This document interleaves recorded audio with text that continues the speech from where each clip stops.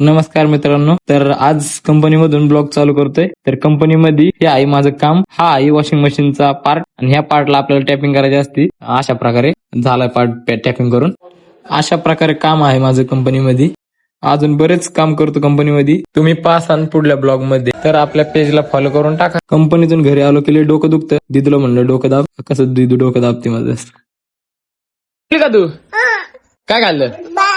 भात खाल्ला. अजून काय खाल्लं? मटा कसा करायचा मटा दाखव. मटा कसा दाखव. असा कापतात काय? अरे विषाली मटा कसा कापायचं माहिती? कसा कापतात मटा? असा. लय विषाली वाल. इकडे दे पप्पी दे.